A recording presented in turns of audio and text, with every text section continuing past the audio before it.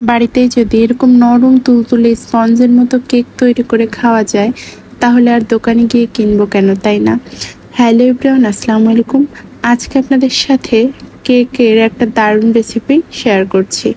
আর এটা তৈরি করতে আমি কোনো প্রকার ইলেকট্রিক বিটার কিংবা ওভেন ব্যবহার করিনি। গ্যাসের চুলাতে এটা বানিয়ে নিয়েছি। দেখুন কতটা পারফেক্ট হয়েছে। তো কথা না বাড়িয়ে চলুন দেখে নেওয়া যাক। এখানে আমি 3টা ডিম নিয়েছি। আপনারা চাইলে 3টা, 4টা, 5টা ডিমও নিতে পারেন। আর এটা বানাতে আমি ইলেকট্রিক বিটার ইউজ করছি না, তবে আমি একটা ব্লেন্ডার নিয়ে নিয়েছি, এতে করে কেকটা ভালো হবে। আর নিয়েছি বেকিং পাউডার, নিয়েছি ভ্যানিলা এসেন্স, আর নিয়েছি ময়দা, সাথে সয়াবিন তেল। প্রথমে আমি ডিম 3টা ভেঙে নেব। ডিম, চিনি এগুলো দিয়ে যদি ভালো মতো ব্লেন্ড করে নেওয়া যায় তাহলে কিন্তু কেকটা ভালো হয়। আর যদি বিটার ইউজ করেন তাহলে তো আরও ভালো হয়। আর যাদের কাছে ব্লেন্ডার কিংবা ইলেকট্রিক বিটার কোনো কিছুই নেই তারা কিন্তু কাঁটা চামচ ব্যবহার করতে পারেন। এরপর এর মধ্যে 1 কাপের মতো চিনি যোগ করে দিলাম। আর দিচ্ছি 1 চা চামচের মতো ভ্যানিলা এসেন্স ফ্লেভারের জন্য, যাতে ক্রিমের কাঁচা গন্ধটা না থাকে। এরপর এর মধ্যে যোগ করছি 3 চামচের মতো সয়াবিন তেল। সবগুলো উপকরণ একে একে যোগ করে দিয়ে আমি এটাকে ব্লেন্ড করে নিব। ভালো মতো ব্লেন্ড করে নিচ্ছি, এতে করে মিশ্রণটা একদম স্মুথ হয়ে যাবে। তারপর মিশ্রণটা ঢেলে দিচ্ছি। মিশ্রণটা ঢেলে নিয়ে এর মধ্যে আমি যোগ করছি ময়দা। আমি এখানে 1 কাপের মতো ময়দা নিয়েছি। আর কেক বানানোর সময় অবশ্যই পরিমাণটা ঠিক রাখবেন। 1 কাপ ময়দা নিলে চিনিও নেবেন 1 কাপ। আর সবচেয়ে বেশি ভালো হয় মেজারমেন্ট কাপ দিয়ে যদি মেপে নেন। আর আমি কিন্তু ময়দাটা একবারে যোগ করিনি, বারবার দিচ্ছিলাম আর কি, আর মিশিয়ে নিচ্ছিলাম।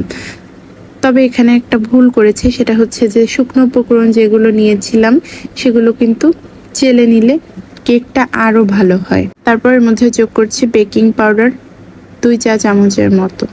এবার সবগুলো উপকরণ দিয়ে ভালো মতো মিশিয়ে নেব।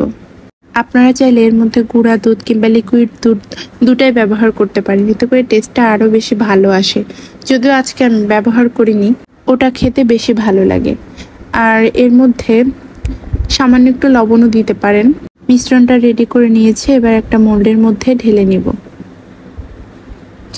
আর ঢেলে নেবার আগে আমি সামান্য একটু তেল ব্রাশ করে দিয়েছি, এতে করে কেকটা অনায়াসে উঠে চলে আসবে, লেগে থাকবে না। আর এর মধ্যে একটা কাগজও সেট করে দিতে পারেন, এতে করে নিচে পুড়ে যাবে না। চারপাশে ভালো মতো ব্রাশ করে দিতে হবে। এবার আমি মিশ্রণটা ঢেলে দিচ্ছি। মিশ্রণটা কি রকম হয়েছে দেখতেই পাচ্ছেন, অনেকটা ক্রিমের মতো আর কি। এবার আমি চলে যাচ্ছি চুলায়। চুলায় একটা প্যান বসিয়ে দিয়েছি, এবার একটা স্ট্যান্ড বসিয়ে দিচ্ছি। এবার চুলাটা 2 মিনিটের মতো হাই হিটে রেখে প্যানটা গরম করে নিব। তারপর মোল্ডটা এর মধ্যে বসিয়ে দিব। এবার আবারও ঢেকে 2 মিনিটের মতো হাই হিটে রেখে ভালো মতো গরম করে নিব। তারপর যখন ভালো মতো গরম হয়ে যাবে তখন আবার ঢাকনাটা লাগিয়ে চুলাটা একদম লো হিটের থেকে একটু বাড়িয়ে রেখে দিতে হবে 30 মিনিটের মতো। আর এই 30 মিনিটের মধ্যে একবারও কিন্তু ঢাকনাটা খোলা যাবে না। সবচেয়ে ভালো হয় সসপ্যানে তৈরি করে নিলে।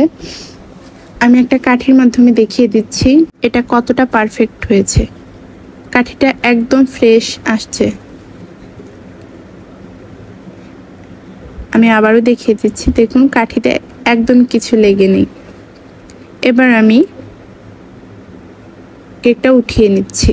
কেকটা যখন ঠান্ডা হয়ে যাবে তখন একটা ছুরির সাহায্যে চারপাশ থেকে ছড়িয়ে নিয়ে আমি এটা প্লেটিং করে নিচ্ছি। আর এটা দেখুন কতটা পারফেক্ট হয়েছে, যে এটা আমার ছুরির দরকার হয়নি, অনায়াসে এমনিতেই উঠে চলে আসছে।